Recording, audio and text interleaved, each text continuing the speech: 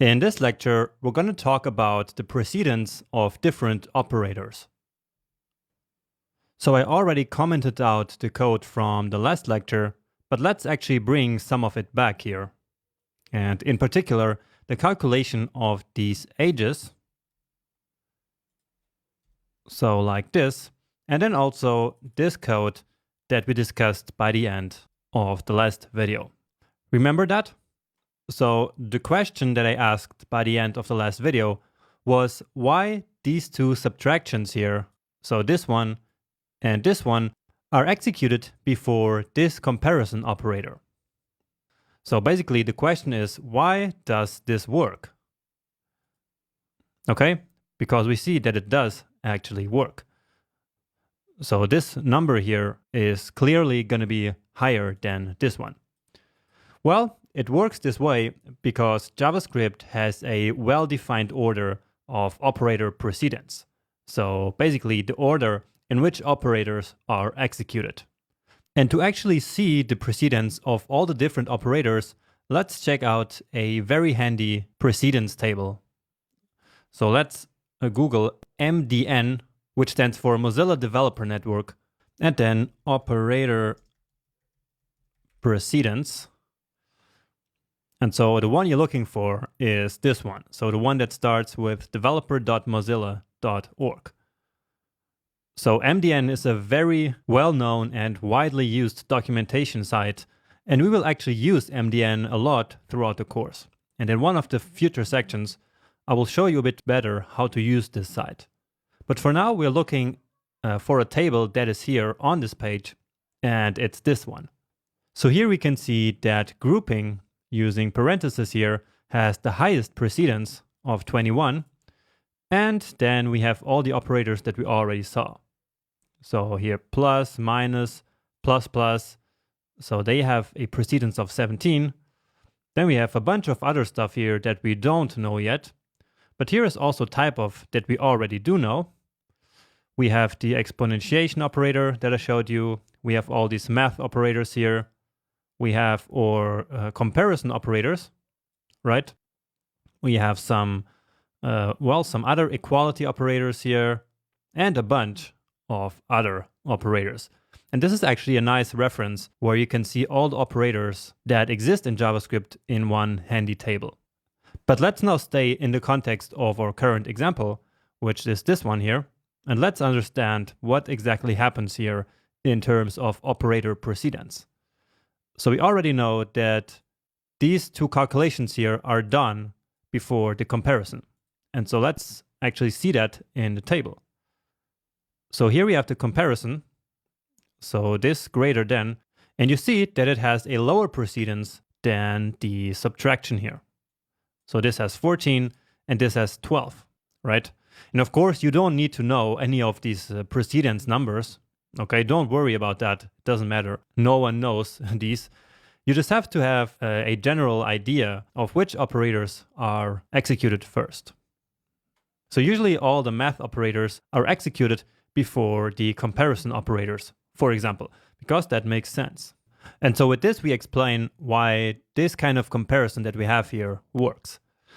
Now in this table, we can also see which operators are executed from left to right and which one from right to left.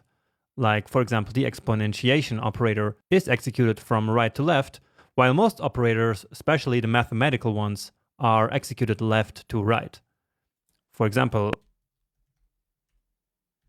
let's say we wanted to calculate 25 minus 10 minus 5. And so this one should be 10, right? So let's check that. And indeed, we get 10. But if it was right to left, then it would be 5 minus 10 minus 25, which would then be something completely different. So this is an example of left to right operation, but assignment, for example, is a good example of right to left execution. So let's see where we actually have assignment here. So it should be one of the lowest ones, and indeed it is. So it's number 3. And so, as I said, this one is right to left. And so let me show you a nice example of why this is important.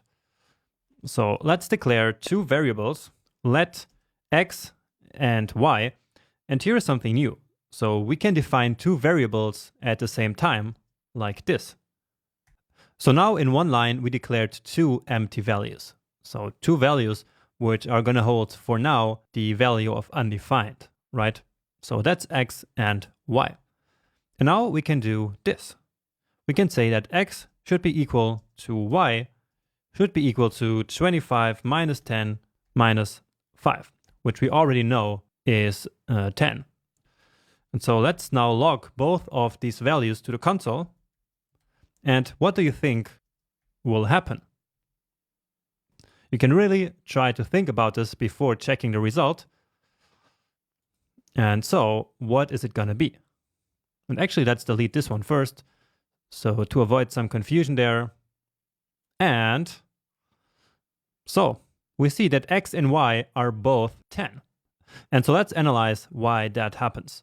So when JavaScript first finds this line of code here to execute, it will look at all the operators that are present, and it will see the minus operators. And so it will start with these because they have a higher precedence. Right? So assignment has only 3, but where is it? Here it is. So the subtraction has a 14. And so of course it's going to be executed first and left to right. And so as we already know, this here will turn out to be 10. And so let's just write that here. So after these minus operations, we end up with this code basically. So x equals y equals 10, right? Because again, 10 is the result of doing these operations. And so now we only have two operators left, which are the equal operators. And so now they are executed. But as I showed you before, they are executed right to left. So from this side here, starting from the 10 to this side. And so what happens is that we will have y equals 10. And so at this point, y is equal to 10. And so what we have then is x equal to 10. Okay? And then after that, we're only left with x equal 10. And so at the end, both x and y are going to be 10. Okay, maybe that sounded a bit confusing, but that's just how it works when you evaluate from right to left. And actually, that's the way it has to be, because if it was the other way around, this wouldn't work. Just imagine if we had this assignment working from left to right. Then x would be equal to y. And y is undefined at this point, remember? Because we declared it here as an empty variable. And so again, if assignment would be from left to right, then first x would be equal to y, which would be undefined, and then y would be equal to 10. And so that's not the result that we expect here. And so once more, the way this works is actually very logical and makes a lot of sense. So I hope that made sense. And now to finish, let's just check out the one with the highest precedence, which is this grouping. So basically using parentheses. And that actually works just like in mathematics, where operations within parentheses are also executed first. So I hope you remember that from school. And a great example is to calculate the average of two values. So we have age Jonas and age Sarah. And so let's calculate the average age of these two people. So let's actually start by logging their ages to the console, just so we see. So age Jonas and age Sarah. And now I want to calculate the average. And actually, let's do that here above that. So let's say average age. And once more, don't forget the descriptive variable names. So average age describes exactly what this variable is going to hold. So to calculate an average, we need to add two values together and then divide them by 2. At least that's when we have just two values. So let's say age Jonas plus age Sarah. So that's the addition, and then divided by 2. But now what is going to happen? Well, according to our precedence table, we have the division here happening before the subtraction. So this is 15 and this is a 14. And so what happens first is H Sarah is going to be divided by 2, and then the H of Jonas is going to be added. So let's actually log that result here as well. And so here the average age is now 55.5, which really doesn't make any sense, because how can the average be larger than one of the two ages, right? And so that's where the parentheses come in. So by using parentheses, once more, just like in mathematics, we can make it so that this operation here is executed first. Okay, so basically everything that is within the parentheses which have the precedence of 21, right? So now this one is executed first and then the division. And so, yeah, now it makes sense.